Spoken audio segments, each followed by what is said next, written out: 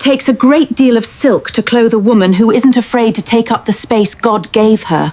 Welcome to the Cowboy Heartweaver. Today we share a story of healing and a love that truly sees the heart. Let us begin. The journey from the rugged, untamed ridges of Ironwood to the manicured, judgmental streets of Oakhaven took nearly 3 days by carriage. For Evelina, every mile south felt like a slow retreat into a past she had tried to bury under layers of flour and furnace heat. The air began to lose its sharp, metallic tang of mountain frost, replaced by the damp, suffocating scent of river silt and the cloying aroma of coal smoke and civilization. She sat inside the custom-built mahogany carriage, her monumental frame draped in a travelling gown of deep emerald silk, a fabric so rich it seemed to absorb the dim light of the interior. Over her broad shoulders she wore a mantle of black wolf fur, the pelt thick and regal, a gift from Harlan that smelled of cedar and the wild. In Oakhaven she had been a girl of cotton and burlap, a space-taker hidden in the shadows. Today she was a mountain of emerald and fur, a physical statement of wealth and unyielding presence. Beside her, Harlan Vance was a silent, predatory presence. He was dressed in a tailored charcoal frock coat that struggled to contain the breadth of his scarred shoulders, his Stetson pulled low over his icy blue eyes. He hadn't spoken much during the journey, but his hand had remained almost constantly on hers, a heavy grounding weight that anchored her whenever the sight of a familiar landmark made her breath hitch. "You re-white as a sheet." "Evelina," Harlan murmured, his voice a low, gravelly vibration that cut through the rhythmic clack-clack-clack of the horse's hooves on the approaching cobblestones. Evelina adjusted the heavy silver key ring at her waist, a habit she had picked up off the ranch. The metallic jingle was her heartbeat. "Oakhaven has a way of making you feel small even when you take up half the sidewalk, Harlan," she replied, her voice steady but thin. "Mort can already feel their eyes. They once see the mistress of Ironwood. They luglunk see the girl who could fit into a parlour chair." Harlan reached out, his thick, calloused thumb tilting her chin up until she was forced to meet his gaze. There was no pity in his eyes, only a fierce, terrifying pride. "Then let them look," he growled. "Let them strain their necks. You aren't returning to seek their approval, Evelina. You re-returning to show them what a foundation stone looks like. If this town feels too small for you today, it's because it is. You outgrew this place the moment you stepped into my kitchen." The carriage lurched as it hit the main thoroughfare of Oakhaven.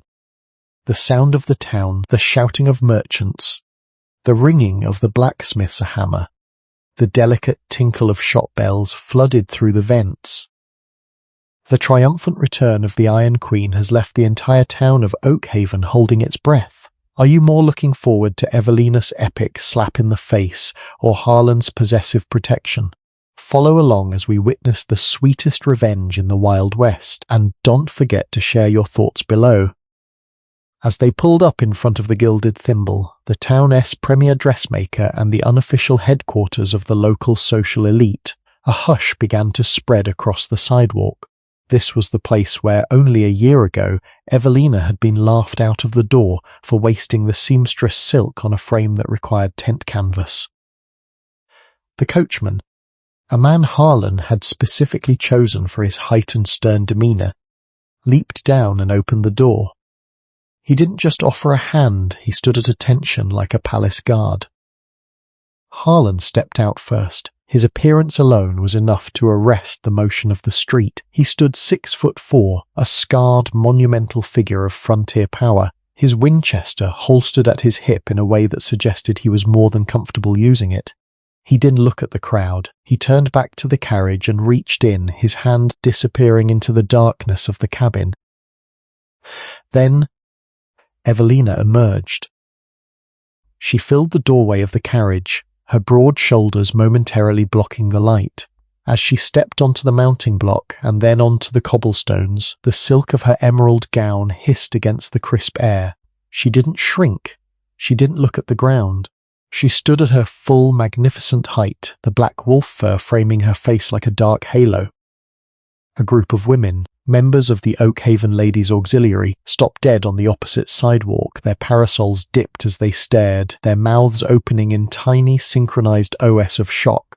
They recognized the face, the dark eyes, the strong jaw, but they couldn't reconcile the clumsy girl they had tormented with this formidable emerald-clad empress of the plains.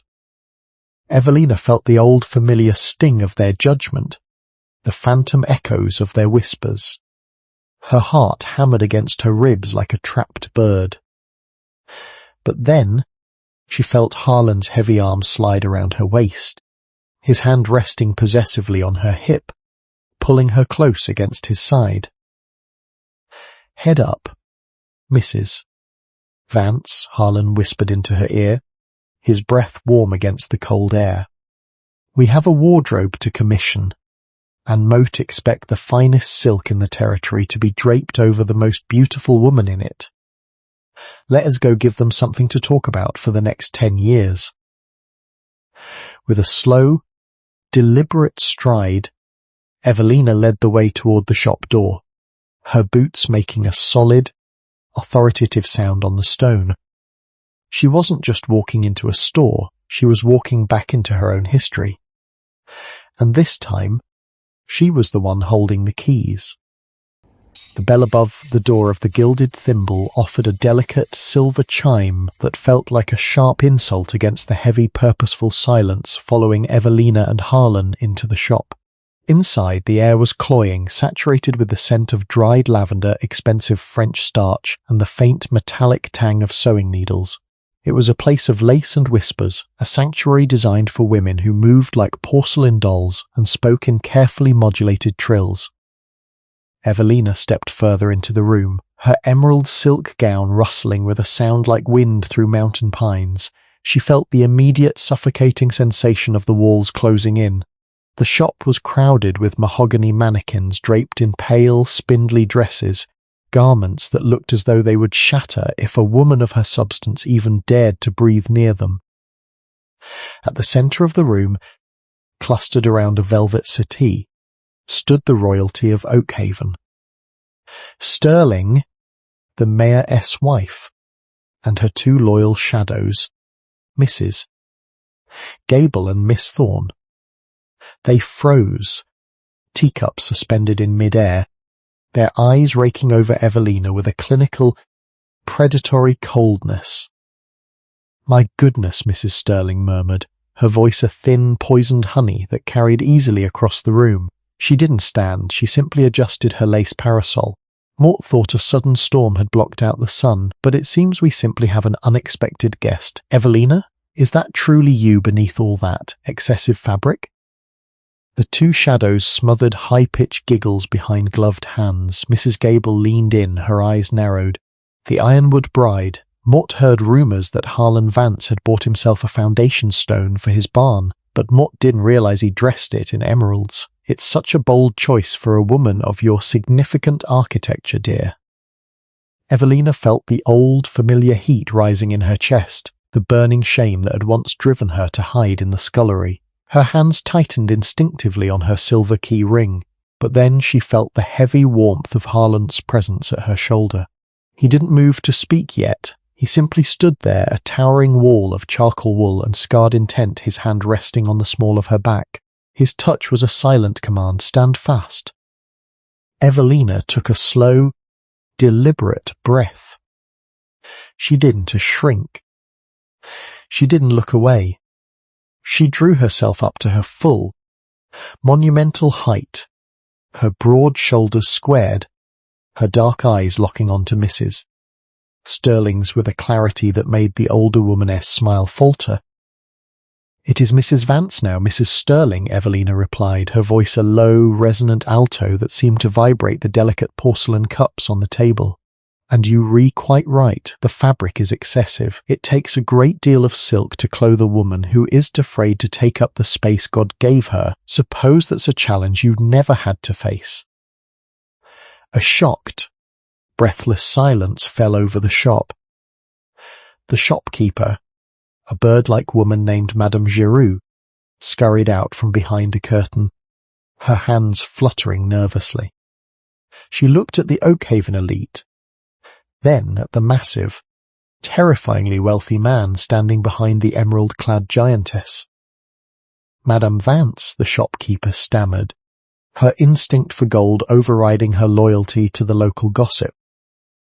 "Welcome, Mort." Mort received the telegram from Ironwood. "We have prepared the back salon for your private consultation." "There's no need for privacy," Madame Harlan spoke for the first time, his voice a deep gravelly rumble that felt like a landslide. He stepped forward, the spurs on his boots jingling with a sharp, lethal rhythm. He didn't look at the women on the settee, he looked through them. "My wife has nothing to hide. In fact, want her to see every bolt of silk you have. I intend to commission a full winter wardrobe, coats of fox and mink, gowns of velvet and heavy satin. If it's rare and it's expensive, want it draped over her." Harlan pulled a heavy, leather pouch from his coat and dropped it onto the glass counter with a violent, metallic thud. The sound of gold coins shifting was undeniable. "And Madame Giroux," Harlan added, his icy blue eyes finally flickering toward Mrs. Sterling, who had turned a mottled, indignant shade of red. Mott noticed these ladies were admiring the emerald silk. "It's a shame, really, because from this moment on my wife has exclusive patronage of this shop. If anyone else wants a stitch of work done in Oakhaven, they'll have to wait until she is satisfied. Is that understood?" Madame Giroux's eyes went wide. The gold on the counter was more than she made in a year. "Of course, Mr. Vance." "Absolutely. Ladies, Mott afraid Mott must ask you to continue your tea elsewhere. This is now a private appointment." Mrs. Sterling rose, her lace trembling with fury. "This is an outrage. You think your mountain gold can buy respect in this town? Vance?" Evelina stepped forward, her broad frame momentarily eclipsing the mayoress' wife, forcing the smaller woman to look up, straight into the face of the woman she had once called a beast of burden. "Respect is a bought, Mrs. Sterling," Evelina said softly, her voice echoing with the authority she had forged in the fires of Ironwood. "It is earned. Mott earned mine by keeping 20 men alive in a blizzard while you were huddling by a parlour grate. Now, if you lunk excuse us, my husband and Mott have business to attend to. The air in here is getting a bit thin for a woman of my significant architecture." As the Oakhaven elite scurried out of the shop, their silk gowns hissing in a frantic, defeated retreat, Evelina felt a soaring, magnificent sense of victory. She turned to Harlan, who was watching her with a look of such fierce, unadulterated pride that it made her knees weak. "You did well, Mrs. Vance," he murmured, his hand finding hers. "Mott think Mott met starting to like excessive fabric, Harlan," she whispered, her smile radiant and unshakable. The silent war of Oakhaven had begun, and for the first time in history, the mountain was the one doing the crushing. The departure of the Oakhaven elite left a vacuum of silence in the gilded thimble, one quickly filled by the frantic bird-like fluttering of Madame Giroux. The shopkeeper, realizing that the Ironwood gold was far more substantial than the mayoress' wife's credit, led them into the back salon, a private sanctuary lined with floor-to-ceiling triptych mirrors and illuminated by a crystal chandelier that cast a rain of flickering light over the stacks of imported fabrics. Evelina felt like a captive giant in a dollhouse. She stood at the center of the plush pedestal, her emerald travelling gown removed, leaving her in her cotton chemise. Madame Giroux and 2 trembling assistants began to drape her in bolts of velvet and heavy satin, their measuring tapes snapping like whips in the quiet room. "Midnight blue, think," Madame Giroux murmured, her professional eye finally seeing past the sheer volume of Evelina's frame and recognizing the regal architecture beneath. A heavy silk velvet. "It will catch the light of the mountain snow, Mrs. Vance." As the fabric was pinned and tucked around her, Evelina was forced to face herself. She looked into the 3-way mirror, a perspective she had avoided for a decade. In Oakhaven, mirrors were meant to reflect fragility, sloping shoulders, waspish waists, and delicate porcelain skin. But the woman in the Gloucester today was a different creature entirely. Evelina stared at her reflection. She saw the immense breadth of her shoulders, now draped in midnight velvet that shimmered like a deep, lightless sea. She saw the power in her arms, the muscles she had forged in the heat of the Ironwood kitchen, and the unyielding strength in her jaw. For the first time, she didn't see a wrong version of a woman. She saw a woman built to survive the end of the world. The heavy velvet curtains parted, and Harlan stepped into the salon. He had removed his duster, appearing now in his dark waistcoat, his presence filling the small room with the scent of leather and cold air. He stopped at the edge of the pedestal, his icy blue eyes raking over her in the mirror. Harlan did offer a hollow compliment. He walked up behind her, his large, calloused hands coming to rest on her velvet-covered shoulders. The contrast in the mirror was staggering. Two monumental figures, dark and formidable, standing together like the twin peaks of the Ironwood Range. "Look at yourself, Evelina," Harlan whispered. His voice a low, gravelly vibration against the back of her neck. "Do you see the girl they laughed at? Because mort don'ty. Mort see a woman who is. A lot to handle." "Harlan," she replied, her voice trembling slightly with a mixture of pride and lingering vulnerability. Harlan's grip tightened on her shoulders, not with aggression but with a fierce, possessive grounding. He met her eyes in the reflection. "You aren't a lot, Evelina. You are exactly enough. These people, they spend their lives trying to stay small so the world wanna notice them. But you were built to be noticed. You were built to be the foundation." He reached out and touched the lace at her throat, his fingers lingering on the pulse point that beat with a steady, defiant rhythm. "Let them look. Let them stare until their eyes ache. Because you belong at Ironwood, where the scale of things matches the scale of your heart." Evelina looked back at the mirror. She saw the way Harlan's hand looked against her velvet shoulder, the monster and the fortress finally in the same frame.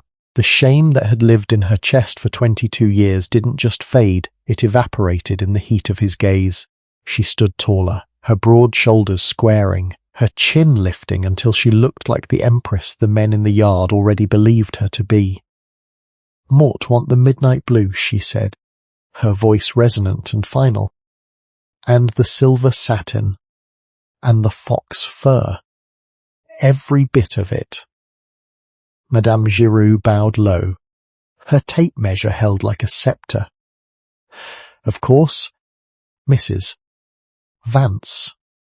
It will be a wardrobe fit for a queen of the territory." As they left the salon, Evelina didn't walk with the hesitant, shrinking step of a girl hoping to be ignored. She walked with the heavy, rhythmic stride of a woman who knew that the ground beneath her feet was lucky to hold her weight. The Oakhaven Tea Rose was a place of stifling refinement, where the clink of bone china and the hushed murmurs of gossip created a fortress of artificial civility. It was here that the social hierarchy of the town was reinforced over cucumber sandwiches and bitter Earl Grey. When Evelina stepped through the frosted glass doors, the atmosphere shifted instantly from polite murmurs to a vacuum of stunned silence.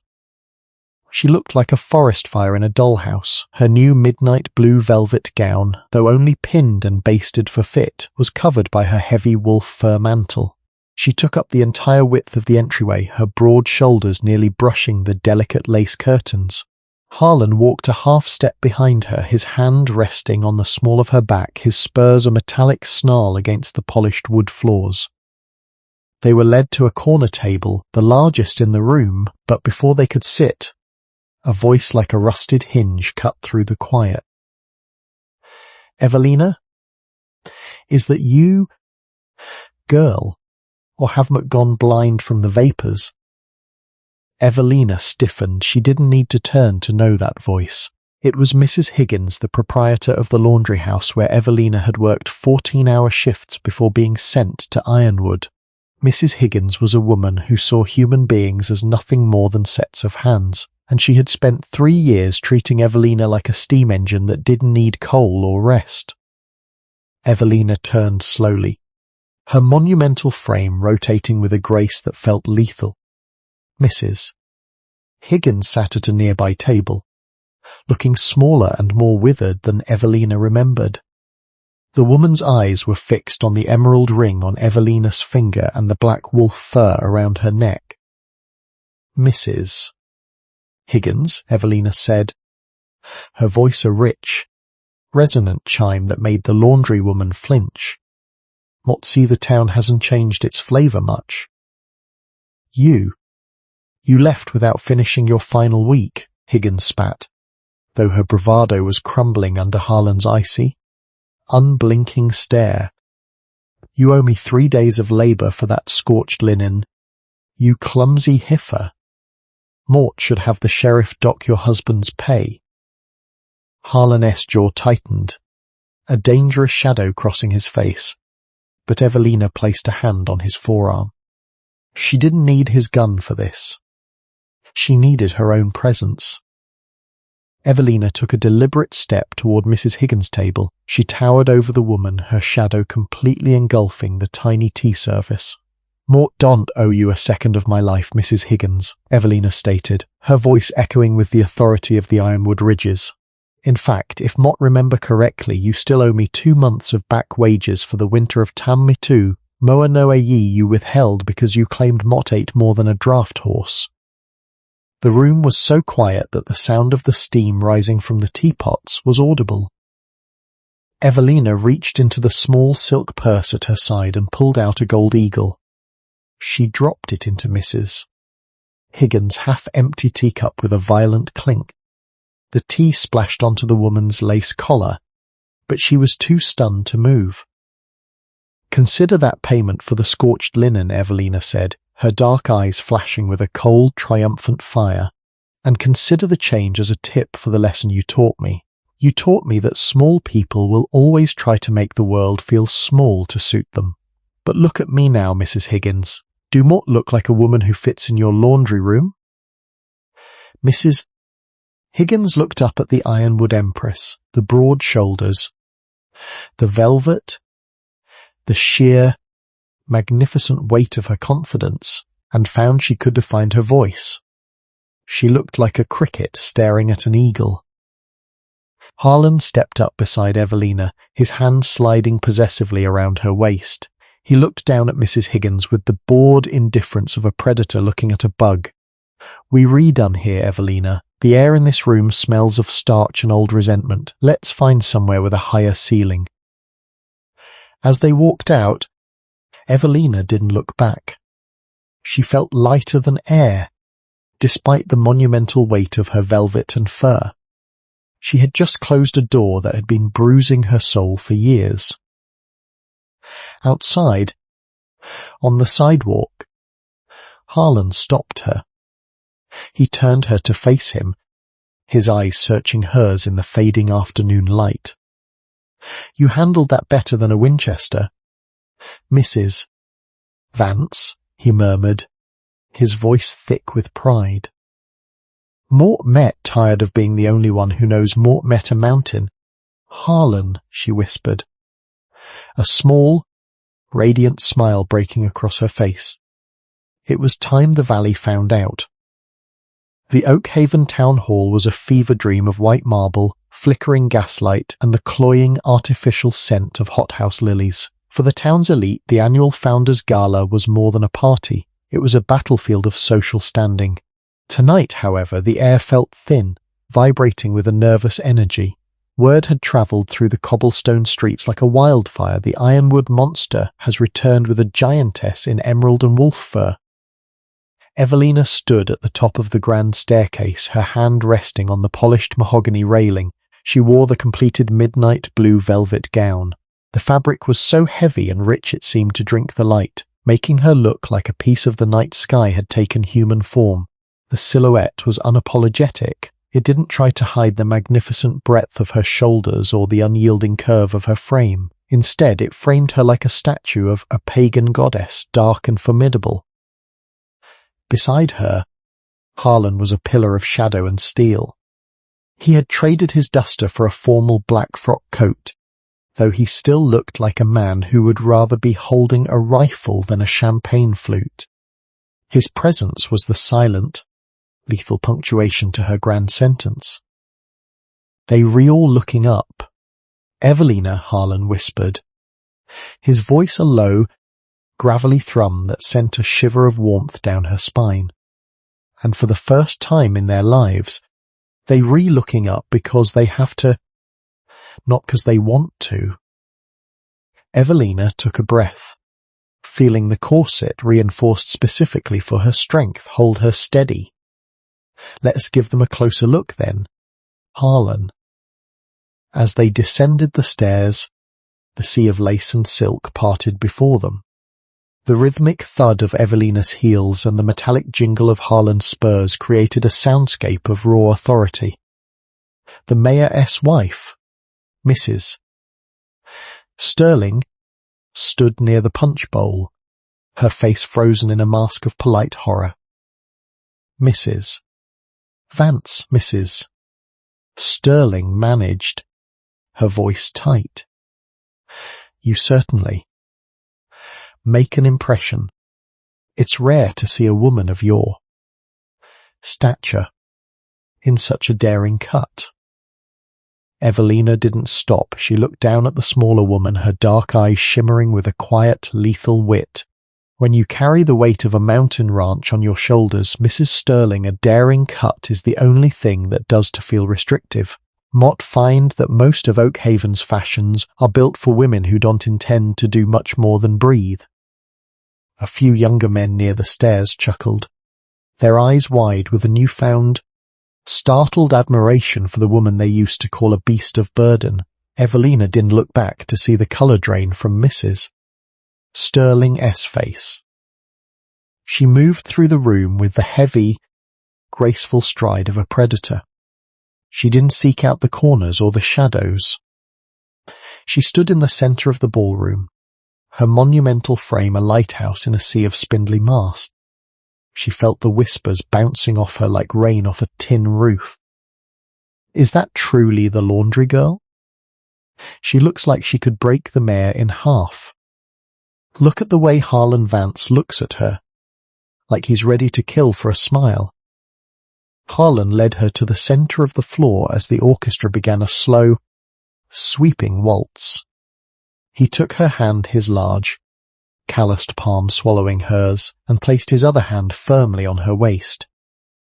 The dance was not a delicate, fluttering thing. It was a gravitational event. Evelina moved with a fluid, rhythmic power, her broad shoulders steady as she matched Harlan's stride. They took up more space than any other three couples combined. They were a whirlwind of midnight velvet and black wool, a physical rebuttal to the town's idea of refinement.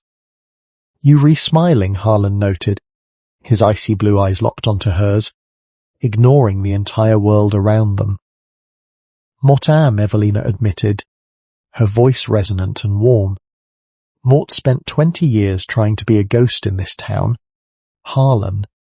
Mott spent 20 years wishing Mott were half as wide and twice as delicate. But tonight, standing here with you, I would trade a single inch of myself for all the silk in Oakhaven." Harlan pulled her a fraction closer, his grip possessive and fierce. "Good. Because the world is full of ghosts.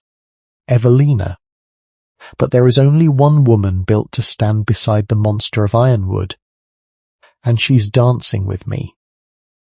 The music reached a crescendo, and as they spun, Evelina felt the final remnants of her old life, the shame, the hiding, the silence shatter against the marble floor.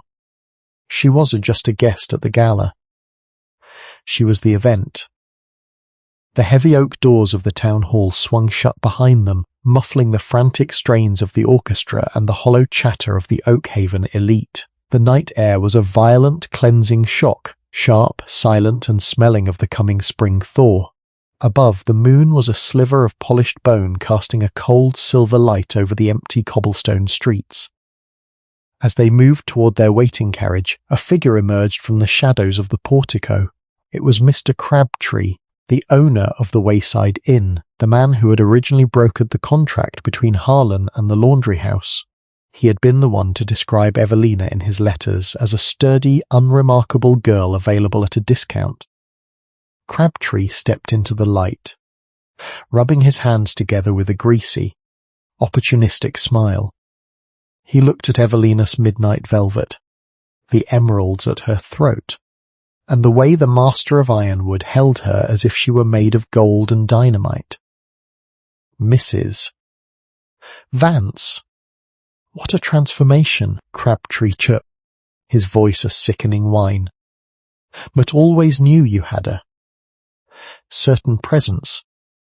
My dear, Mort tell everyone Mort met the one who found you. Mort suppose you've come back to thank me for setting you up with such a prosperous arrangement. Harlan's hand did move for his rifle, but his posture shifted. He became a predatory shadow, his icy blue eyes narrowing until they looked like frozen glass. The air around him seemed to drop 10 degrees. Evelina stopped. She didn't hide behind Harlan. She stepped forward, her monumental frame looming over the innkeeper, her silhouette cutting a massive dark notch into the moonlight. You didn't find me, Mr. Crabtree, she said, her voice a low, resonant vibration that made the man smile with her. You discarded me. You sold me like a draft horse you thought was past its prime. You sent me to a man you called a monster, hoping the mountain would swallow me whole. She looked down at him, her gaze reflecting the cold indifference of the Ironwood ridges. The only reason Mott am standing here tonight is because Mott was strong enough to survive your cruelty and wise enough to recognize Harlan's worth. You aren't a matchmaker, Crabtree. You re a scavenger, and scavengers don't get thanked for the scraps they leave behind. Harlan stepped up beside her, his hand sliding possessively into the crook of her elbow. If Mort see your face near my wife again, Crabtree, Mort Leglunk find out if you re as sturdy as the girls you sell, he growled. The innkeeper vanished back into the shadows without another word, his boots clicking frantically on the stone. The moonlit confession. They walked in silence for a long moment, the only sound the rhythmic thud of their steps and the distant whistle of the wind. But as the carriage came into view, Evelina's pace faltered. The adrenaline of the gala was fading, leaving behind the raw, aching vulnerability she had been suppressing all day. She stopped under the silver glow of a street lamp. She looked down at her velvet gown, then at her broad, capable hands. The Ironwood Empress mask began to crack. Harlan, she whispered, her voice trembling, a sound so small it seemed impossible coming from a woman of her stature. Harlan turned, his expression softening instantly. He reached for her, his large hands coming to rest on her waist. What is it? Evelina. She looked up at him, her dark eyes shimmering with unshed tears. Did you do it, back at the shop, and the dance, and the way you spoke to the mayor's wife? Did you do it all because you pity me? Because you know Mort met the heavy girl everyone mocks, and you wanted to prove them wrong out of charity?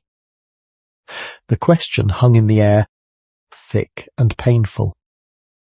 Harlan's reaction was immediate. He didn't pull away. He moved closer, his monumental frame pressing against hers until she could feel the heat of his skin through the velvet. He reached up, his thick, calloused fingers cupping her jaw, forcing her to look directly into the fierce, unadulterated fire of his gaze. Charity, Harlan rasped, his voice thick with a sudden, terrifying sincerity. Evelina, look at me. Mortem a man who has killed to keep what is mine. Mortem a man who built an empire out of dirt and blood. Mort don't have a single drop of pity in my veins. He leaned down, his forehead resting against hers. "Mott did I not buy those silks to hide you? I bought them to frame you. Mott did I not dance with you to spite them? Mott danced with you because Mott wanted every man in this town to choke on the realization that Mott have the only woman in the territory who is a match for me. You think Mott met being kind? Mott met being selfish. Mott want the world to know that the master of Ironwood has found his queen, and she's a fortress that no one else is strong enough to hold." Evelina let out a shuddering breath, the tears finally falling. She leaned her weight into him, the first time she had ever dared to let someone else carry her. "You truly don't see the beast they talk about," she sobbed softly. "Mort see a goddess made of iron and honey," Harlan vowed, his voice an unbreakable anchor. "And I see my wife. Now, let S go home. This town is far too small for us." The final morning in Oakhaven arrived with a crystalline clarity that felt like a judgment. The sun, pale and distant, bled over the horizon, casting long, sharp shadows of the town's steeple and the orderly rows of brick buildings. But as the heavy iron-rimmed wheels of the Ironwood carriage began to roll over the cobblestones, the town didn't feel like a sanctuary of civilization anymore. It felt like a cage that had grown too small for the birds it tried to keep. Evelina stood on the steps of the Grand Oakhaven Hotel, her monumental frame draped in a travelling duster of heavy charcoal wool, lined with the same emerald silk of her gala gown. Around her neck, the black wolf fur mantle sat like a crown of shadow. She didn't look like the girl who had arrived in a dusty stagecoach a year ago. She looked like the mountain had come down to claim what was hers. The hotel staff moved with a frantic, silent efficiency, loading the final trunks of silk, velvet, and fur into the back of the carriage. They didn't whisper. They didn't smirk.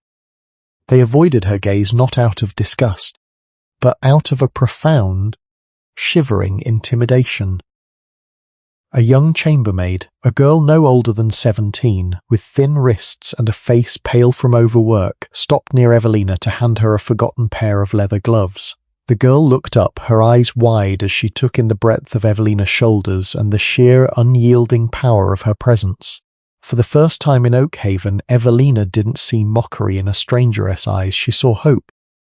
"Ma'am," the girl whispered, her voice barely audible over the stomping of the horses. "Is it true? Is the mountain really as big as they say?" Evelina took the gloves, her thick, steady hand brushing the girl's trembling fingers. She leaned down, her voice a low, resonant alto that felt like a promise.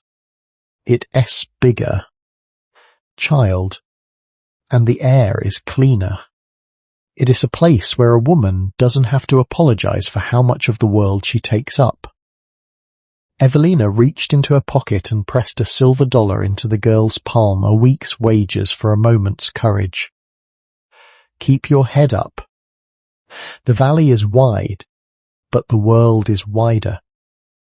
Harlan appeared from the lobby, his Stetson pulled low, his duster swirling around his boots like a storm cloud. He didn't look at the townspeople who were peeking from behind their lace curtains. He walked straight to Evelina, his hand finding the small of her back in a gesture that was now as natural as breathing. "The road is clear, Mrs. Vance," Harlan murmured, his icy blue eyes softening only when they reached her face. "The men at the ranch have already started the spring thaw preparations. They re-waiting for their mistress." Evelina took one last look at the main street of Oakhaven. She saw the laundry house in the distance, its chimneys belching grey soot into the sky. She saw the tea room where she had dropped the gold. She saw the ghosts of the girl who used to cry in the dark. "Let them wait no longer. Harlan," she said, her voice steady and ironclad. "Mort seen enough of the valley. Mort met ready for the heights." As the carriage lurched forward, leaving the cobblestones for the soft, rutted earth of the mountain trail, Evelina didn't look back. She sat beside Harlan, their shoulders touching, two monumental forces of nature retreating back to the only place large enough to hold them. The silent war of Oakhaven was over, and the Empress was going home. The air grew thin and sharp again, losing the heavy, humid scent of the valley and reclaiming its bite. As the carriage crested the final ridge of the Ironwood Pass, the world opened up into a vast, jagged cathedral of granite and pine. Below them lay the ranch, a sprawling empire of timber and stone, half buried in the retreating snow of spring, but glowing with the fierce amber light of 100 hearths. Evelina watched the gates of Ironwood loom closer. This was no longer the place she had been sent to as a contract bride. This was the fortress she had held during the storm. As the carriage rumbled into the main yard, the rhythmic thud of the horses' hooves brought the ranch to a standstill. The men were already out, Silas, Toby, Miller, and a dozen others, breaking the ice from the troughs or mending the fences. They stopped what they were doing, their eyes fixed on the heavy mahogany carriage. They had heard the rumours of the Oakhaven raid, but none were prepared for the sight that emerged. Harlan stepped out first, his presence as dark and formidable as the mountains themselves. He didn't say a word, he simply turned and offered his hand to the interior of the carriage. Evelina stepped out into the mud and slush of the yard. She was still wearing the emerald travelling gown and the black wolf fur mantle. In the rough utilitarian environment of the ranch, she looked like an impossibility, a vision of regal power carved out of the wilderness. She stood at her full monumental height, her broad shoulders squared, her gaze sweeping over the yard with the calm, practiced eye of a commander. The silence was absolute. The men looked at her emerald silk, then at the fierce, unyielding clarity in her eyes. They didn't see the cook who had once hidden in the kitchen. They saw the woman who had held the guide rope in the blizzard, now dressed in the skin of the predators she had outlasted. Silas stepped forward, his hat in his hand. He looked at Evelina, then at Harlan, a slow, knowing grin spreading across his weathered face. "Welcome home, Mrs. Vance," he grunted, his voice thick with a new reinforced respect. "The house felt a bit light while you were gone. The hearth hasn't been the same." "Thank you, Silas," Evelina replied, her voice a low, resonant alto that carried across the yard. Mort expect a full report on the spring calves by sunset. And Miller, the man who had nearly frozen to death, snapped to attention. "Mort, see, the wood box in the mudroom is only half full." Mott returned with a great deal of silk and very little patience for a cold kitchen. "See to it immediately." It wasn't a request, it was a decree. Miller didn't grumble. He didn't smirk.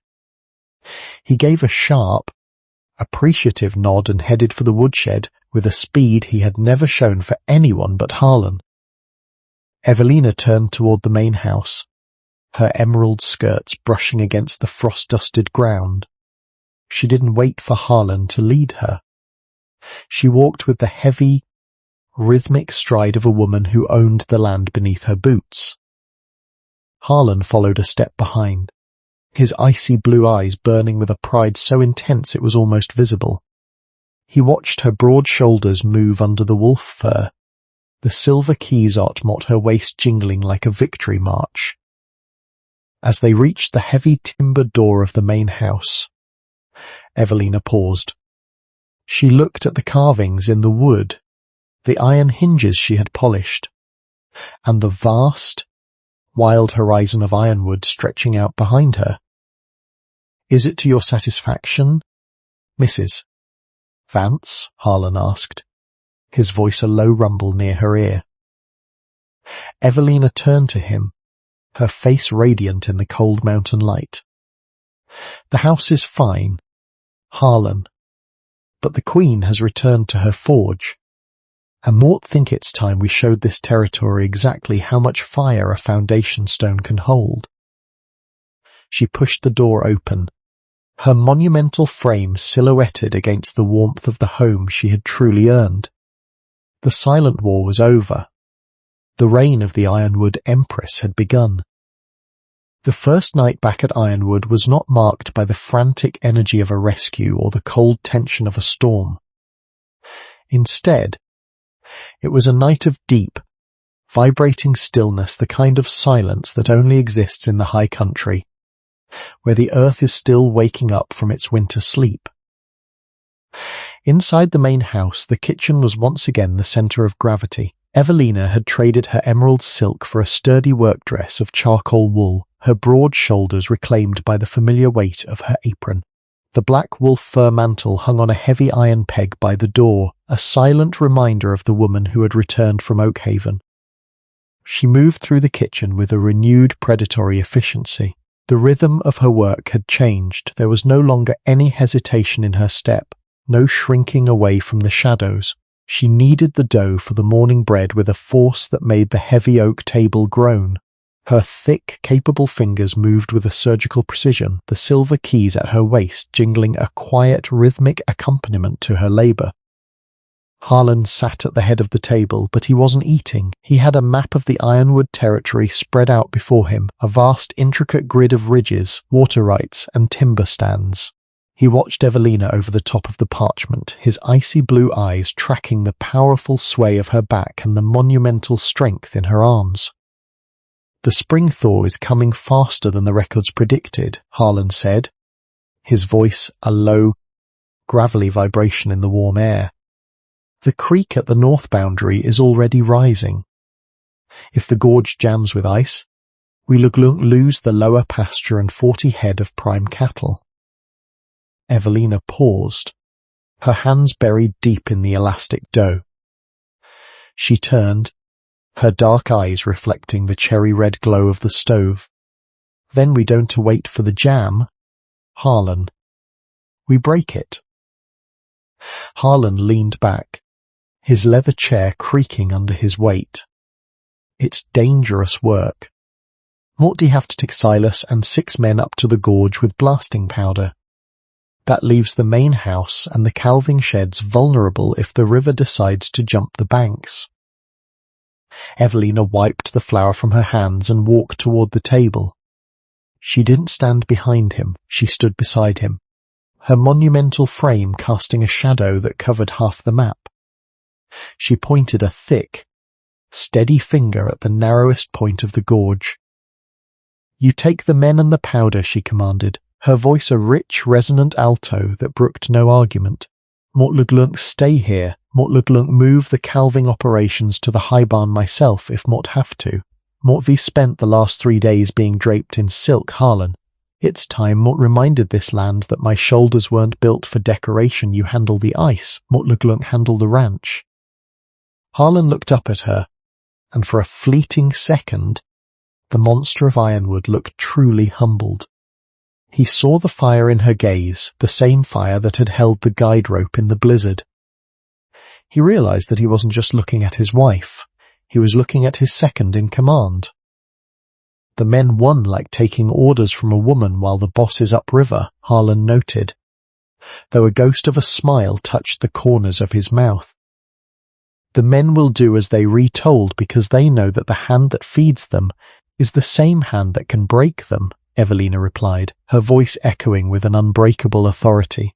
"They saw me in Oakhaven, Harlan. They saw that Mort can walk through a sea of silk and still come home to a forge. If Silas has a problem with it, he can take it up with the mistress of Ironwood when the water recedes." Harlan reached out, his large, calloused hand gripping her forearm. The contact was electric, a pact signed in skin and heat. "Then the ranch is yours. Evelina.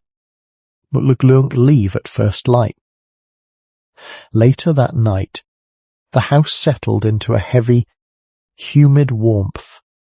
Evelina stood by the window of their bedroom, looking out at the moonlit silhouettes of the ridges.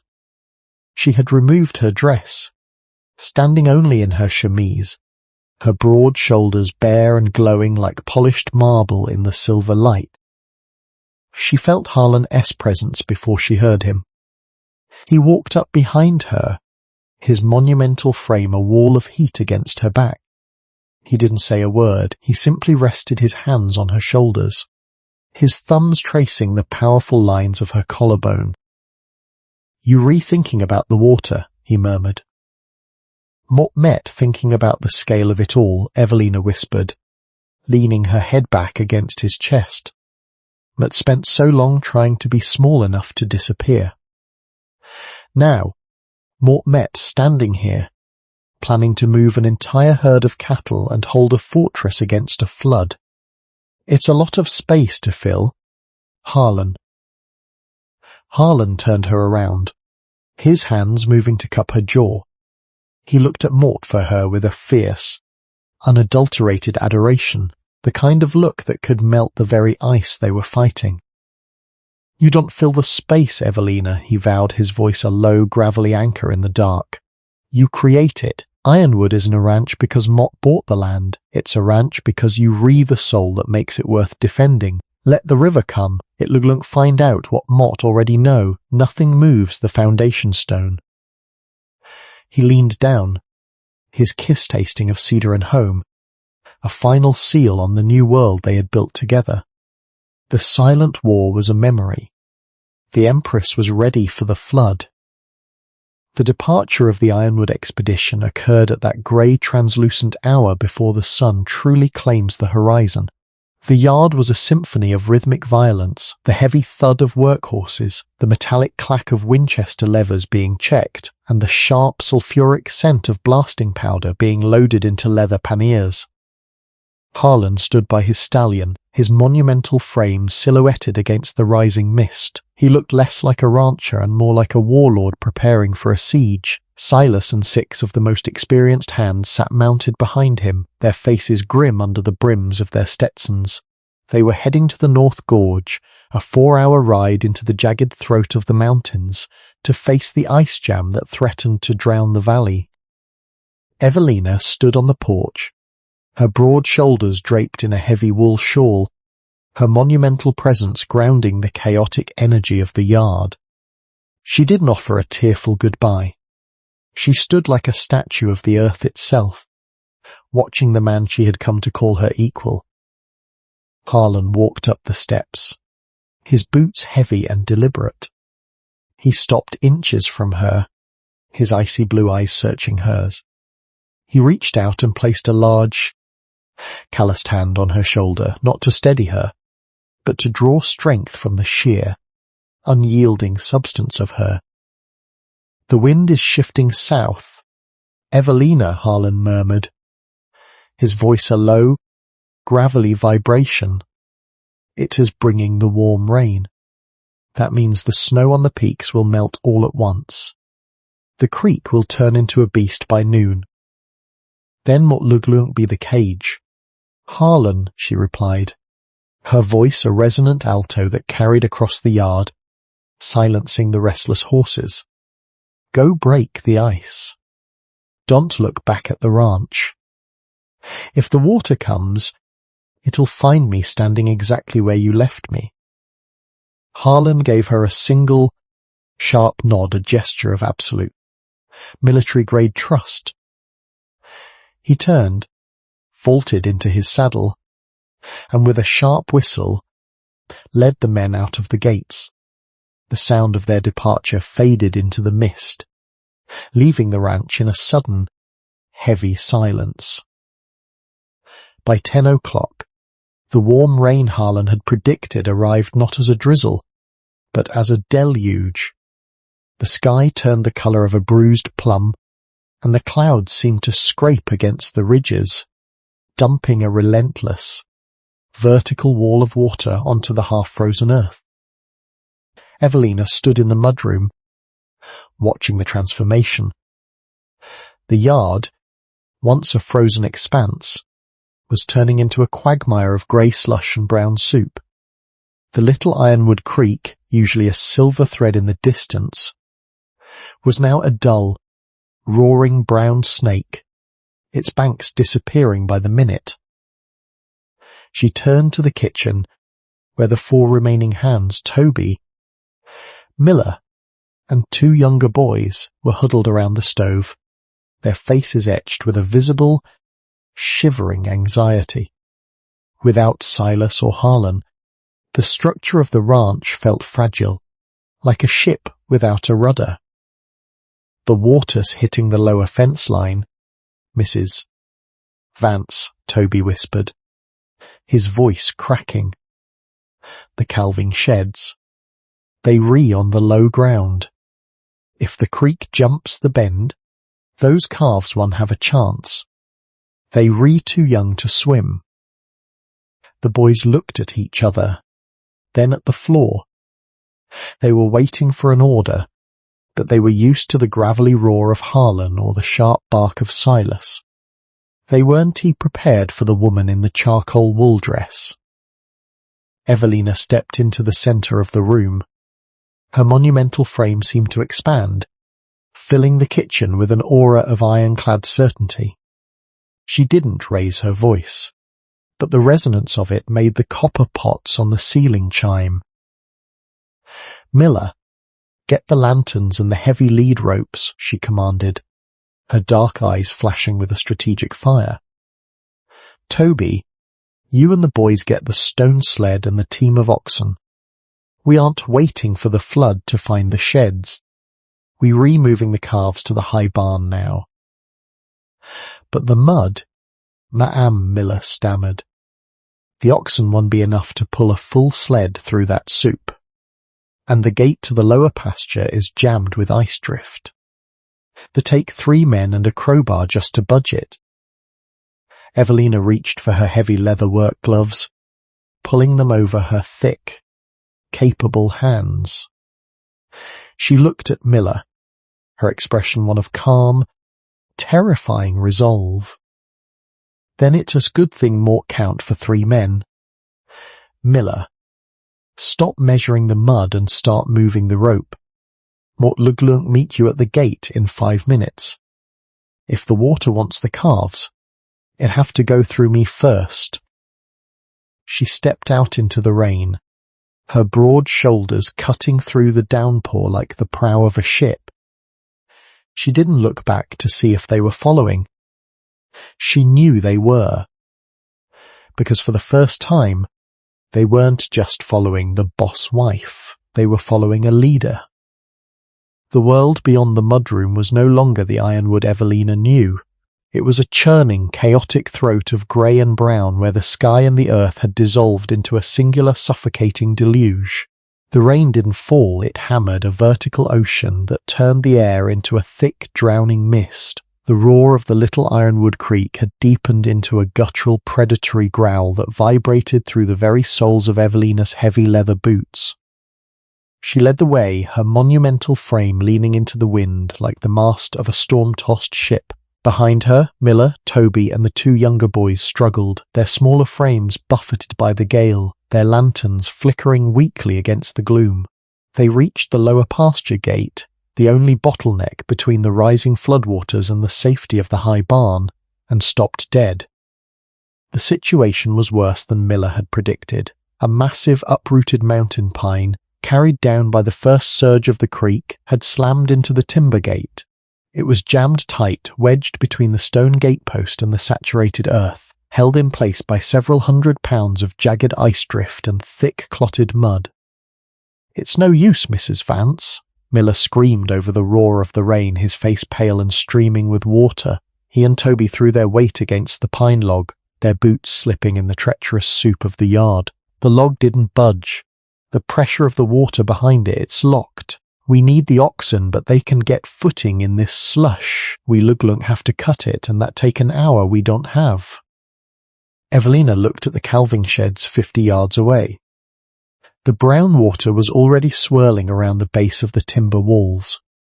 She could hear the high-pitched, terrified bleating of the newborn calves, the future of the Ironwood Empire trapped in the rising cold. "We don't have an hour, Miller," Evelina said. Her voice wasn't a scream, but it possessed a resonant, tectonic power that cut through the storm's fury. She stepped forward, her broad shoulders squaring. She discarded her wool shawl, letting it fall into the mud, leaving her in her charcoal work dress. She waded into the freezing, knee-deep slush, her movements heavy and deliberate, until she was standing directly in front of the jammed timber and the massive pine trunk. "Mom, get back," Toby shouted, reaching out a hand. "If that log shifts, it'll crush you." Evelina did answer. She braced her boots against the submerged stones of the Gate S foundation. She reached down, her thick, capable fingers sinking into the rough, wet bark of the pine. She settled her weight, her center of gravity low and unshakable. This was what she was built for. Every insult she had ever endured, every time she had been told she was too much, every ounce of the monumental substance she had once hated, it all funneled into this single, crystalline moment of exertion. She let out a low, guttural growl of effort, a sound that was more animal than human. Her back muscles, broad and powerful, coiled beneath the wet wool of her dress. Her arms, thick as the fence posts themselves, strained until the fabric of her sleeves began to pop at the seams. "Heave!" she roared. For a heartbeat, the world seemed to hold its breath. Then, with a sickening, wet slurp of suction and the scream of twisting timber, the log moved. Evelina didn't just push it, she lifted the leading edge of the 300-pound trunk, clearing it from the stone post. With a final, earth-shaking surge of strength, she heaved the obstruction aside. The gate, suddenly freed, swung open under the pressure of the slush, nearly knocking the boys over. Evelina stood in the gap, her chest heaving, her hair a wild, sodden mass around her face. She looked like a titan emerged from the earth itself. The rain lashed against her, but she didn't flinch. Miller and Toby stared at her, their mouths agape, the lanterns trembling in their hands. They had seen Harlan move boulders, they had seen Silas break horses, but they had never seen a human being manifest that much raw, unadulterated power out of sheer will. "Don't just stand there gaping at the mud," Evelina commanded, her voice regaining its sharp, executive edge. "Get the stone sled through. Move the calves. We have 20 minutes before that creek claims the sheds. Go!" Driven by a sudden electric burst of adrenaline and a newfound terrifying respect, the boys scrambled into motion. As the oxen team lurched forward, Evelina stayed by the gate, her monumental frame a literal shield against the debris-choked water, her presence the only thing keeping the rescue from descending into a panic. She was no longer the mistress in a velvet gown. She was the anchor of Ironwood, and the flood was about to find out that some foundations were made of more than just stone. The calving sheds were a series of low timber structures that now sat in the middle of a rising brown lake. The little Ironwood Creek had burst its banks with a sudden violent surge, turning the gentle slope into a treacherous obstacle course of swirling eddies and hidden sinkholes. The sound inside the sheds was haunting, a chorus of high-pitched, desperate bleating from the newborns and the deep, anxious lowing of the mother cows. "The water's already a foot deep inside," Toby yelled, his voice cracking with panic as the stone sled skidded sideways in the mud. "The oxen want to go in.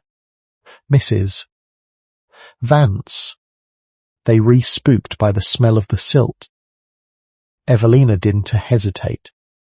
She waded past the stalled team, the freezing water surging against her thighs, her heavy wool skirts becoming a sodden, leaden weight. She didn't feel the cold. Her internal furnace, stoked by a lifetime of suppressed fire, was burning at white heat. "Toby, Miller, grab the Beura Loa Pesaks and the lanterns," she commanded over her shoulder. "Forget the mothers for now. They can wade. Get the calves to the sled. If they stay in that water any longer, Their hearts will stop from the chill. She kicked open the first shed door. The scene inside was a nightmare of shadows and freezing spray. 3 newborn calves, their coats still slick like wet velvet, were huddling in a corner where the water was highest. Their spindly legs were shaking so violently they could barely stand. Evelina moved with a purposeful, monumental grace. She didn't try to lead them, there was no time. She reached down and scooped up the first calf, a 30-pound heifer, tucking it under her left arm as if it were a bundle of kindling. Without pausing, she grabbed a second calf with her right. The boys watched in stunned silence as she emerged from the shed, carrying a calf under each arm, her broad shoulders braced against the horizontal rain. She looked like a goddess of the harvest reclaiming her own from the teeth of a predator. "Don't just watch me," she roared, her voice a resonant boom that snapped the boys out of their trance. "Move. Every second you waste is a life the creek takes." For the next 20 minutes the yard became a theatre of raw, grueling labour. Evelina was everywhere. When Miller slipped in the mud, nearly dropping a shivering calf into the current, it was Evelina's thick, steady hand that caught him by the collar and hauled them both to safety. When the oxen team finally refused to budge an inch further, terrified by a floating log that slammed into the sled, Evelina didn't curse the animals. She handed her current burden to Toby and stepped to the back of the stone sled. "Miller, take the lead rope. Toby, get to the side." She settled her weight, her boots sinking deep into the saturated earth, her monumental frame leaning forward until her forehead nearly touched the wet timber of the sled. She found the purchase, her muscles coiling and screaming beneath the wet charcoal wool of her dress. It was a feat of pure, mechanical torque. With a sound of groaning wood and the wet, sucking protest of the mud, the sled began to move. Evelina provided the momentum that the oxen could not, her legs driving like pistons, her breath coming in ragged, white plumes against the grey deluge. They reached the incline of the high barn just as a secondary surge of the creek slammed into the lower sheds, the timber cracking like tinderwood under the force. They were safe. Inside the Hattie-Gohat barn, the air was dry and smelled of sweet hay, a paradise compared to the chaos outside. As the boys began to unload the shivering, wide-eyed calves into the dry pens, they kept stealing glances at Evelina. She stood at the barn door, her hair plastered to her face, her dress torn at the shoulder, her chest heaving with the effort of a titan. She was covered in mud, silt, and the scent of the river, but as she wiped the rain from her eyes, she looked more like a queen than she ever had in Oakhaven silk. Miller walked up to her, his hat held in his trembling hands. "Mort day not think? Mort mean? Mort never seen a person do what you just did? Ma'am, Harlan always said you were the foundation, but Mort think you might be the whole damn mountain." Evelina looked at the boy, a small, weary but fiercely proud smile touching her lips. "The mountain does to move for the rain, Miller, and neither does Ironwood now. Get some dry blankets for these calves. The night is diuete beginning, and we still have to keep the hearth burning for the men when they return." She turned back to face the storm, her silhouette a dark, unbreakable notch against the grey sky. She had saved the future of the ranch, but the true test, the survival of the men at the gorge, was still written in the rain. The high barn was a temporary sanctuary, but as the sky bruised into a deeper, more ominous shade of charcoal, Evelina knew the battle had merely shifted ground. The little Ironwood Creek had ceased to be a creek. It was now an inland sea of churning mud and debris, its roar a constant, vibrating bass note that made the very timber of the buildings tremble. "The water still rising, Mrs. Vance," Miller reported, his voice hollow there kept at exhaustion as he wrung out his sodden cap. "The lower bunkhouse. The wateress at the porch." If the gorge does break soon, the whole western flat will be a lake. Evelina stood at the barn door, silhouetted against the grey deluge. Her charcoal dress was plastered to her frame, revealing the monumental architecture of her back and shoulders, a landscape of muscle and resolve that seemed more enduring than the storm itself. She did look tired, she looked forged. "We abandoned the bunkhouse," she declared, her voice a resonant alto that cut through the thunder. "Gather the bedding, the dry stores, and any tack you can carry.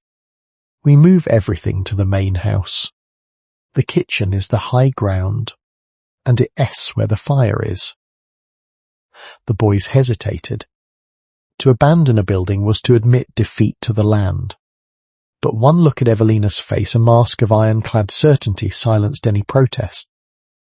The next 2 hours were a blur of rhythmic, grueling transit. Under Evelina's direction, the main house was transformed from a residence into a command centre. The large oak dining table was pushed against the wall to make room for pallets. The heavy copper pots were filled with rainwater for boiling. Evelina moved like a titan through the chaos. She didn't just give orders, she was the engine of the labour. She carried 2 massive trunks of dry supplies at once, her broad shoulders braced against the doorframe, her strength making the heavy loads look like feathers. By the time the last of the boys stumbled into the kitchen, the room was a dense, humid hive of activity. The massive black stove was roaring, its iron plates glowing a defiant cherry red. The scent of wood smoke, wet wool, and boiling beef stock filled the air, a sensory wall against the freezing chaos outside. Evelina stood at the hearth, a massive iron ladle in her hand. She had finally stripped away her sodden outer dress, wearing now a simple dark shift that showed the raw power of her arms.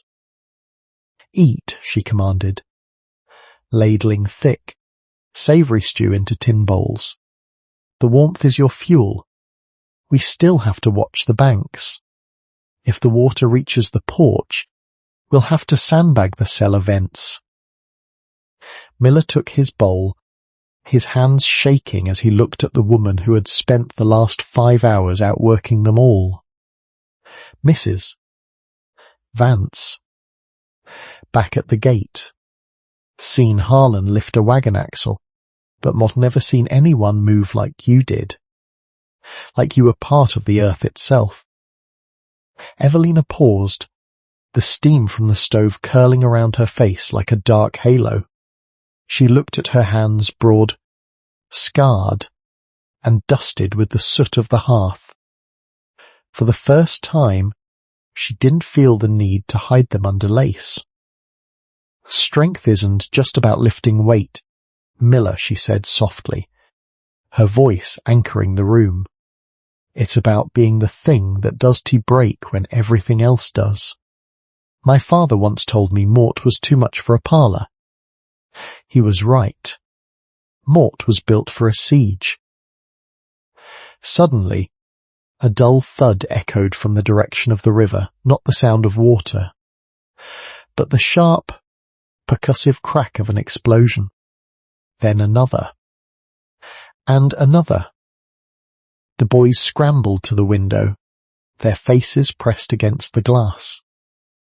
Far to the north, through the sheets of rain, a series of orange flashes bloomed against the jagged silhouette of the gorge. "It's the boss," Toby cheered. "They re-blowing the ice." Evelina didn't cheer. She stood by the stove, her hand tightening on the ladle. She knew that breaking the ice jam would release a massive, secondary surge of water down the valley before the levels began to drop. The beast was about to get one last, violent lunge at the ranch. "Brace the doors," Evelina roared, her voice snapping the boys back to attention. "The surge is coming. Toby, get the lanterns to the high shelves. Miller, help me with the dresser. We relocking this house down." She lunged for the heavy walnut dresser in the hallway, a piece of furniture that usually required 4 men to budge. She dug her boots into the rug, her broad back arching as she drove her weight into the wood. The Empire was under threat, and the mistress was ready to hold the line one last time. The sound came first, a deep rhythmic vibration that felt less like noise and more like the heartbeat of a dying world. It was a low, guttural thrum that started in the soles of Evelina's boots and climbed up her spine, making the marrow of her bones hum with a primal dread. It wasn't the roar of rain, it was the sound of the mountain's fury finally unshackled. The ice jam had broken and the beast was coming home. "Get to the upper floor," Evelina roared, her voice a tectonic boom that snapped the boys out of their paralyzed terror. Now, on to look back. Miller and Toby didn't hesitate. They scrambled up the narrow timber stairs, their faces pale masks of fright. But Evelina didn't follow. She stood in the center of the kitchen, her monumental frame rooted to the floorboards.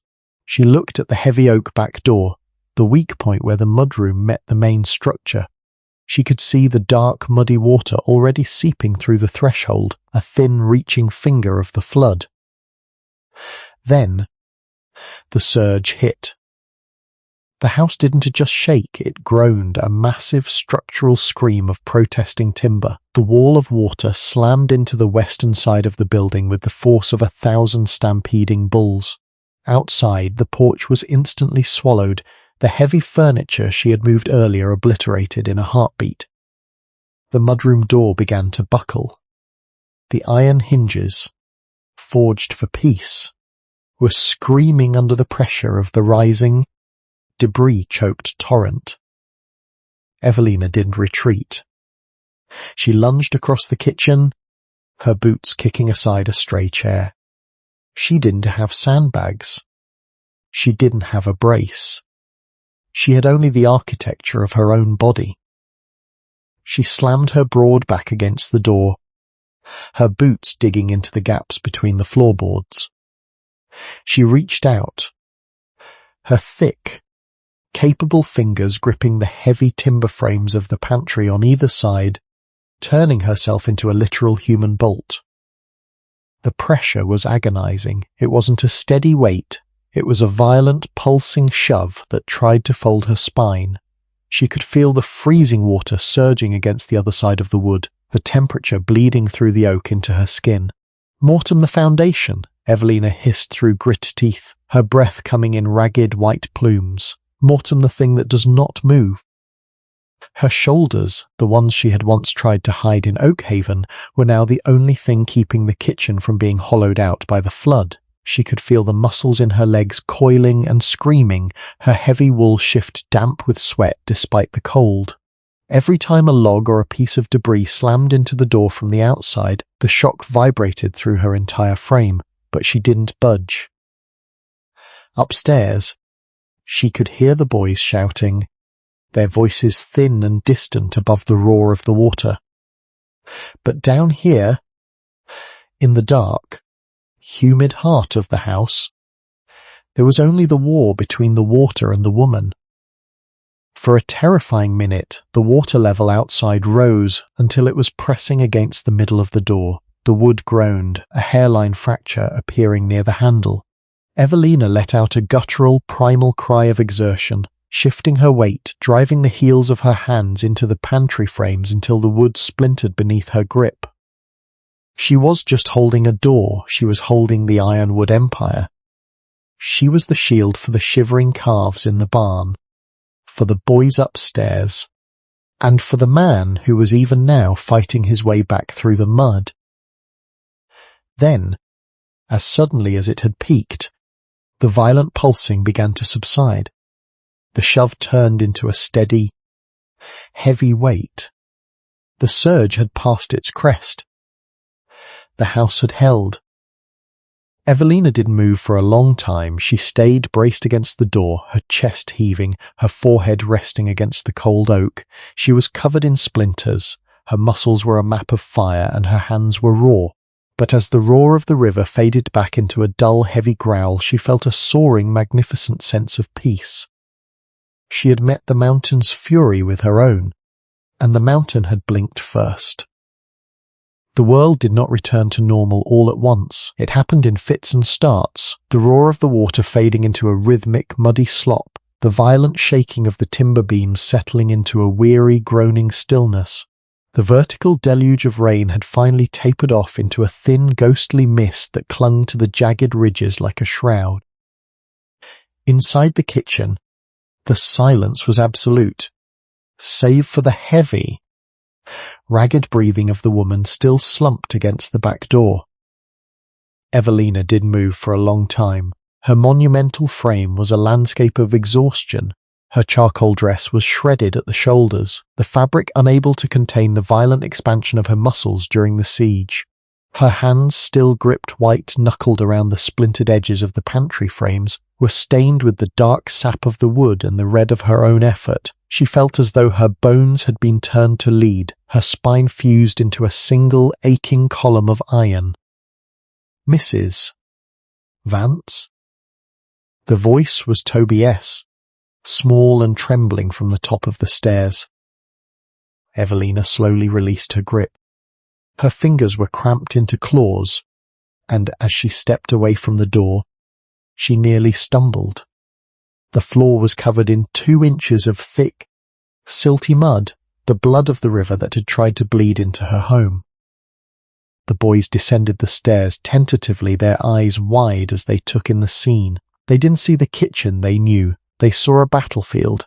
They saw the heavy walnut dresser moved like a toy, the pantry frames cracked and buckled, and at the centre of it all, the woman who had held it together. Miller walked over to the door, his hand trembling as he touched the hairline fracture in the oak.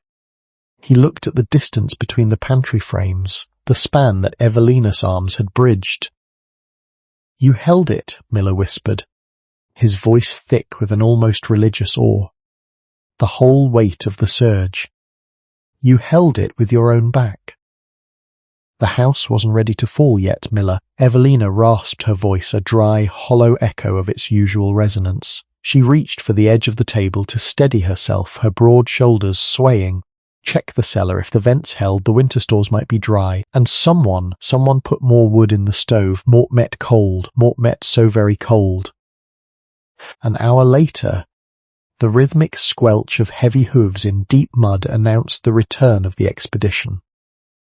Evelina was sitting in the heavy oak chair by the stove, wrapped in the black wolf fur mantle she had brought back from Oakhaven. She was holding a mug of scalding coffee, her hands still shaking slightly, her hair a wild, dark tangle around her soot-smudged face. The mudroom door, now sagging on its hinges, was pushed open. Harlan Vance stepped into the kitchen. He was a vision of frontier exhaustion. His duster was caked in grey silt. His face was masked in grime and blasting powder soot, and his icy blue eyes were bloodshot from the wind. He looked like a man who had spent the last 12 hours fighting a god. He stopped at the threshold. His gaze swept the room, the mud on the floor, the splintered pantry, the boys working silently in the background. Finally, his eyes landed on Evelina. He didn't speak. He walked across the room, his boots leaving heavy, dark imprints in the silt. He stopped in front of her, his presence a wall of cold air and leather. He looked at her torn dress, the bruises beginning to bloom across her broad shoulders, and the raw, red skin of her hands.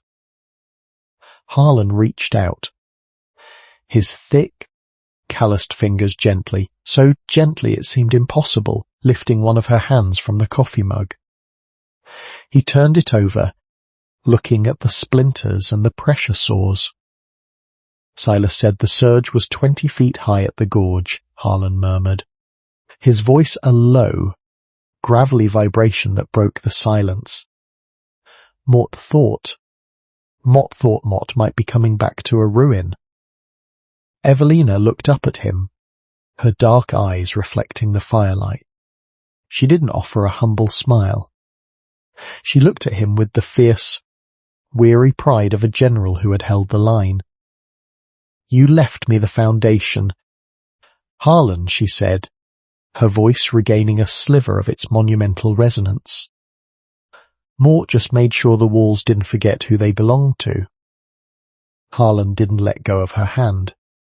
He dropped to one knee in the mud at her feet, a gesture that made Toby and Miller freeze in their tracks. The monster of Ironwood, the man who bowed to no one, bowed his head against her scarred hand. Mort thought Mort knew what strength was, Harlan whispered, his voice thick with a raw, agonizing sincerity. Mort thought it was the powder and the lead. Mort thought it was the land. But it's you, Evelina. You are the only thing in this territory that is truly unshakable. He looked up at her, and for the first time, Evelina saw something in his eyes that wasn't just respect or pride. It was a deep, soul-shattering adoration, the look of a man who realized he hadn't just married a woman, he had married the very spirit of the mountain. The calves are safe in the hut barn, Evelina noted, her voice softening. Miller and Toby did well. They didn't run. They were to dare run, Harlan said, a ghost of a smile touching his lips as he stood back up, his hand still anchored to hers. Not when they have a goddess to answer to. Now, move aside, boys. Your mistress has held the house, it's time we cleaned her floor. The silent war was a distant memory. The Empress was home, and the Empire was finally at peace. The dawn that followed the flood was not gold, it was a pale, bruised silver that bled slowly over the jagged ridges of the Ironwood Range. As the mist retreated, it revealed a landscape that had been rewritten by the water.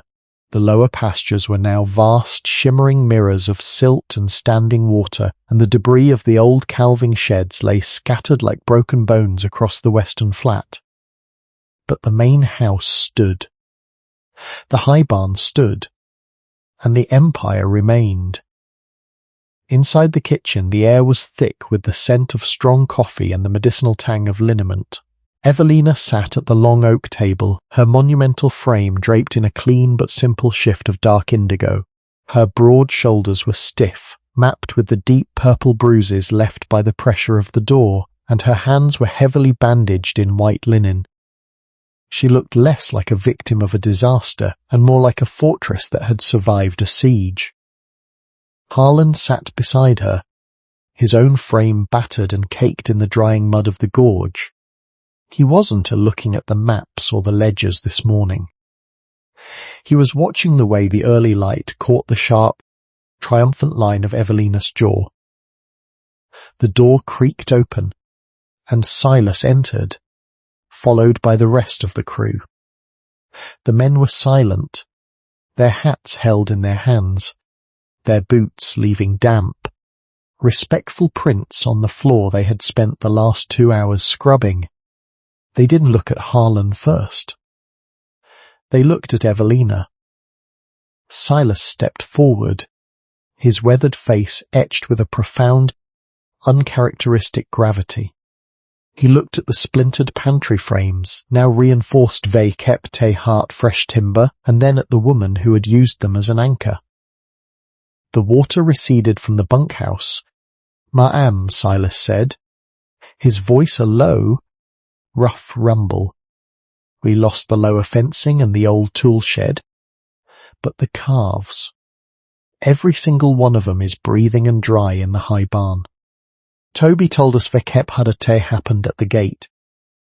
And what happened at the door?" Silas turned to Harlan, then back to Evelina. He straightened his back, a gesture of formal recognition that carried the weight of 20 years on the trail.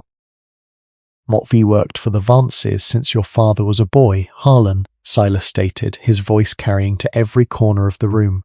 "And Mort V seen some hard men do some hard things, but Mort V never seen a soul hold a house against a mountain surge with nothing but their own blood and bone. Mrs. Vance, you aren't just the mistress of this ranch, you the commander of it. If you say we move the sheds to the north ridge, then the sheds move, no questions asked. A murmur of agreement rippled through the men. It wasn't the polite nod given to a boss wife, it was the fierce, loyal oath given to a leader who had bled in the same mud they had. Evelina felt a lump form in her throat, a warmth that had nothing to do with the stove. She reached out with one bandaged hand, her fingers steady as she rested them on the table. The North Ridge is the only logical choice, Silas. We don't build where the water can reach us again. We build where we can look down on the flood next time. Miller, Toby, get the teams ready. We have a week of work before the ground hardens. Harlan leaned back, a slow, predatory grin of satisfaction spreading across his face. He reached over and covered her bandaged hand with his own. "You heard the boss," Harlan growled, his icy blue eyes sparking with pride. "Move out. And Silas, make sure the new sheds are built twice as stout. Not want my wife having to hold the door every time it rains. She has got an empire to run." As the men filed out, their spirits lifted by the clarity of her orders, Evelina looked at Harlan. The silent war was truly over. She wasn't a girl hiding from the world anymore, and she wasn't just a bride in a contract. She was the Ironwood Empress, and her word was the law of the mountain. The rebuilding of Ironwood did not happen in the quiet, desperate manner of a repair. It happened with the thunderous, organized violence of a new empire being born. For the next week, the yard was a chaotic symphony of saws biting into fresh pine, the rhythmic thud-thud-thud of mallets, and the constant, earthy scent of turned soil. Evelina was the conductor of this orchestra.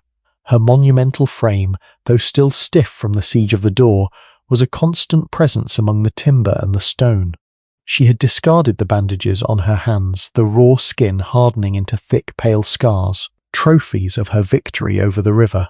She wore a simple dress of heavy brown canvas, her broad shoulders squared as she oversaw the placement of the new foundations on the North Ridge.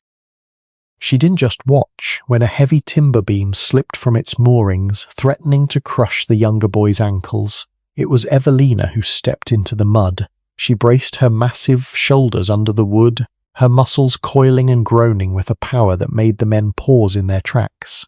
She held the weight until the pins were set, her face a mask of ironclad resolve. "She does move like a woman," Miller whispered to Toby as they watched her wipe the sweat from her forehead with a scarred hand. "She moves like the ridge itself. Like she was meant to be here before the mountains were." Harlan was never far away. He didn't hover, he didn't try to take the lead. He watched her from the periphery, his icy blue eyes tracking every movement of her powerful frame with a look of quiet, lethal pride.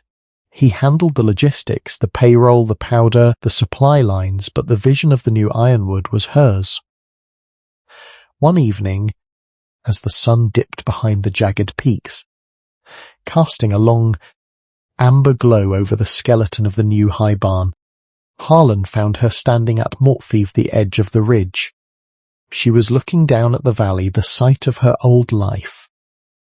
Now a distant, muddy memory.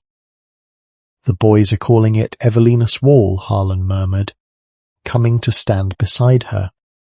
He leaned against a timber post, his presence a dark, protective shadow. "The new stone embankment you ordered. They say if the river wants to hit this house again, he'll have to climb a mountain first." Evelina turned to him, her dark eyes shimmering with a quiet, triumphant light. Mort met tired of things breaking. Harlan. Mort met tired of things being enough just to survive. This ranch. This empire. It should to be a hiding place. It should be a statement. Harlan reached out and took her hand, the broad, scarred hand that had held the door. He didn't look at the scars with pity. He kissed them, his rough beard grazing her skin. "And what is the statement, Mrs. Vance?" he rasped, his voice thick with a raw, undeniable adoration. Evelina looked back at the house. the barn, and the men who were even now looking up to her for the next order. She drew herself up to her full, monumental height, her broad shoulders blocking out the fading light of the sun. The statement is that we are here, she vowed, and we aren't going anywhere. Not for the rain, not for the valley, and not for any man who thinks we re too big for this world. We built the foundation, Harlan. Now, it's time to see how high we can climb. Harlan pulled her close, his monumental frame matching hers, two giants standing on the edge of a world they had conquered. The silent war was truly dead. The Ironwood Empress had not just survived the flood, she had become the storm. The Evelina wall was completed on a Tuesday under a sky so blue it looked like a polished gemstone. It wasn't just a barricade of stone and timber, it was a physical manifestation of a woman's will. Standing 10 feet high at its apex, the stone embankment curved around the western flank of the main house like a protective arm, built from the very boulders Evelina and the men had hauled from the receding mud. Evelina stood atop the embankment, her monumental frame silhouetted against the vast, untamed horizon of the territory. She wore her heavy work boots and a coat of thick, dark leather that accommodated the breadth of her shoulders. The wind whipped her hair, but she stood unmoving, a living statue of the frontier. Below her, the ranch was no longer a site of wreckage. It was a hive of renewed life. The new calving sheds on the north ridge were sturdy, high-roofed structures that smelled of fresh pine and defiance. The men moved with a different rhythm now, a disciplined, purposeful energy that emanated from the kitchen where Evelina's orders originated. Harlan climbed the stone steps to join her. He moved with the quiet, predatory grace of a man who had finally found his match. He didn't stand in front of her, he stood beside her, their shoulders broad and unyielding, nearly touching. "The survey is done," Harlan said, his voice a low, gravelly rumble. "The spring grass is coming in thick. We Luglunk have the strongest herd in the territory by summer. Everyone from Oakhaven to the border is talking about the Ironwood Empress who held back a mountain." Evelina looked down at her hands. The white linen was gone, replaced by thick, pale calluses and the jagged lines of scars that ran across her knuckles. They were no longer the hands of a laundry girl. They were the hands of a builder. "Let them talk, Harlan," she replied, her voice a rich, resonant alto that seemed to echo off the stone beneath her feet. Mort they not build this wall to impress the valley. Mort built it so that when our children look out this window, they won't see a threat.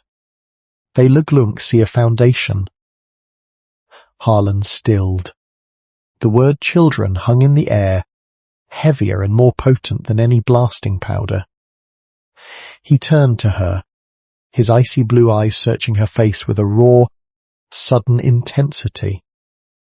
"You rethinking of the future," Harlan murmured, his hand finding hers. His grip was fierce, possessive, and yet strangely humble. "Mort stopped looking back the day we left Oakhaven, Harlan," Evelina said, turning to meet his gaze. She drew herself up to her full, magnificent height, her presence filling the space between them. "We aren't just surviving anymore. We re-ruling, and a queen does look at the mud. She looks at the sky." Harlan pulled her into his arms, his monumental frame a dark anchor against the wind. He didn't kiss her with the tentative ghost of a contract. He kissed her with the hunger of a man who had found his kingdom and the only woman strong enough to share the throne.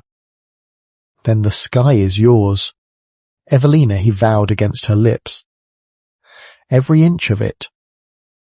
As the sun began its slow descent, casting long golden shadows over the Evelina wall, the ranch hands looked up from their work. They saw the two giants standing together on the high ground, dark and unbreakable against the light. They didn't see a master and a mistress. They saw the Ironwood Empire, and for the first time in the history of the territory, the mountain felt small. The main house of Ironwood had been scrubbed of the riverous silt, but it had not returned to its former state. The kitchen was no longer just a place of flour and fire, it was a war room. The heavy oak table, once the site of silent, lonely meals, was now covered in ledger books, architectural sketches for the new granary, and maps of the high country summer pastures. Evelina sat in the large leather chair at the head of the table, the seat that had traditionally belonged to the master.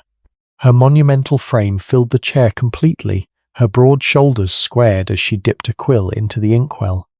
She was no longer wearing the charcoal work dress or the canvas smock. Tonight she wore a simple but elegant gown of deep garnet wool, the high collar framing her strong jawline and the scars on her neck with a regal defiance. Harlan stood by the hearth, cleaning his own rifle, but his eyes were constantly drifting to her. He watched the way she navigated the ranch's finances with the same ruthless efficiency she had used to move the pine log at the gate. There was a new gravity in the house, a sense of two titans sharing a single pulse. "The freight company from the valley sent word," Harlan said, the rhythmic chink-chink of the cleaning rod a sharp punctuation to the quiet. "They want to increase the toll for the mountain pass. They think because the flood took the lower bridge, they have us over a barrel."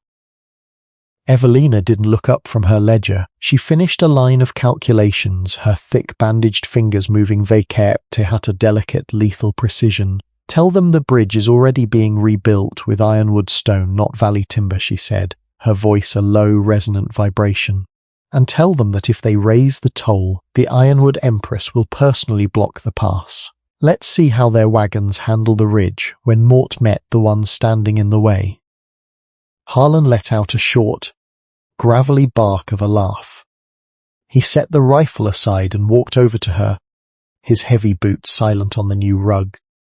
He reached into his waistcoat pocket and pulled out a small, heavy object wrapped in dark velvet. "Mort had Miller ride into the territory capital while we were finishing the wall," Harlan murmured, placing the package on the ledger. "A ranch like this needs more than a name. It needs a mark." Evelina unwrapped the velvet. Inside was a heavy silver signet ring, forged with a raw, brutal elegance. The seal wasn't a family crest or a traditional name for Vance. It was the silhouette of a mountain range, and over it, the heavy, unyielding shape of an iron anvil. "It's a new brand, Evelina," Harlan whispered, leaning down until his forehead touched hers, his monumental frame eclipsing the light of the lanterns. "The mountain anvil, because the territory needs to know that this empire was to just inherited. It was forged and you were the one holding the hammer."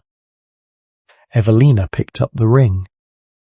It was massive, waited for her hand, and as she slid it onto her finger, she felt the final piece of her transformation lock into place. She wasn't just the bride who survived, she was the architect of a legacy. She stood up, her broad shoulders rising to meet him, her height nearly matching his as they stood in the heart of their fortress. She looked at the ring, then at the man who had seen the goddess beneath the beast of burden.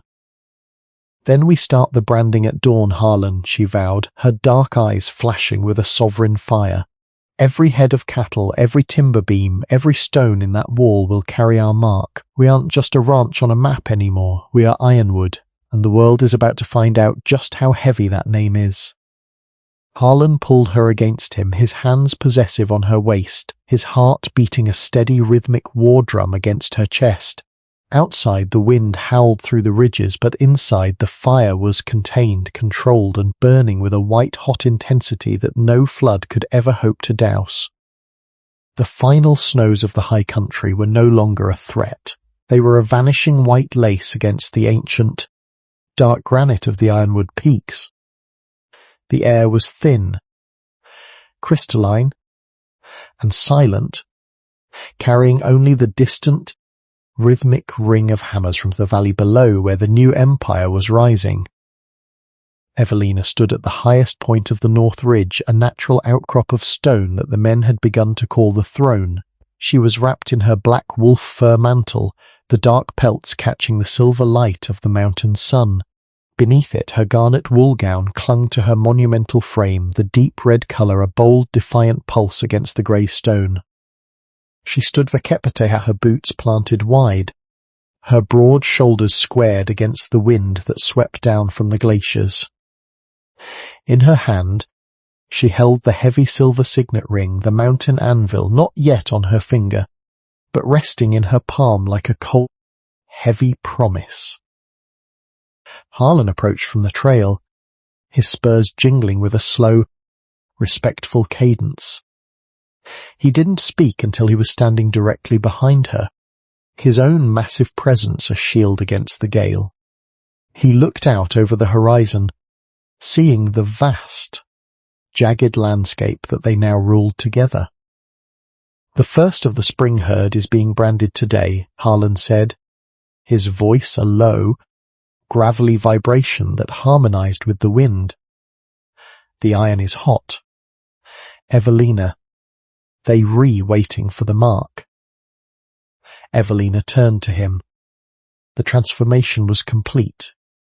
The girl who had flinched at her own reflection in Oakhaven was gone, buried under the silt of the flood. In her place stood a woman whose eyes held the clarity of the heights and the weight of the stone. "The mark is already there. Harlan," she said, her voice a resonant alto that seemed to echo off the very peaks. "It's in the walls we built. It's in the lives we saved. It's in the way the men look at the ridge instead of the mud." She looked down at the valley, where the town of Oakhaven was a tiny, insignificant speck of dust in the distance.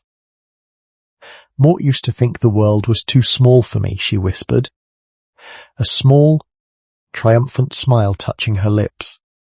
Mort thought Mort was a mistake of scale, but Mort was just standing in the wrong place. The valley was a cage, Harlan. But the mountain is just big enough to hold me. Harlan reached out, his thick, scarred fingers closing over hers, pressing the silver ring into her palm. He leaned down, his forehead resting against hers, two giants silhouetted against the infinite sky. "You aren't just holding the mountain. Evelina," he vowed, his voice thick with a raw, eternal devotion.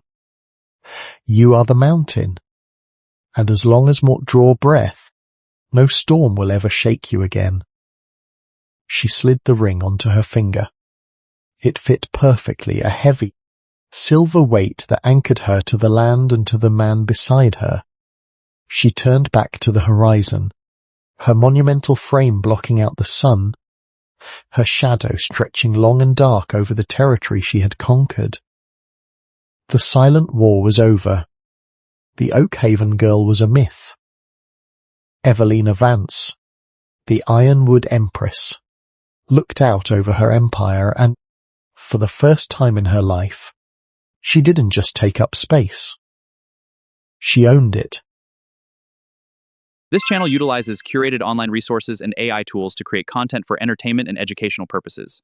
Our content is created with respect and does not intend to promote hate or violate any community standards. Thank you for joining us for this chapter of the Cowboy Heartweaver. Remember, the strongest love isn't always found in words, but in the quiet respect of a heart that truly sees you. Until next time, keep the fire burning.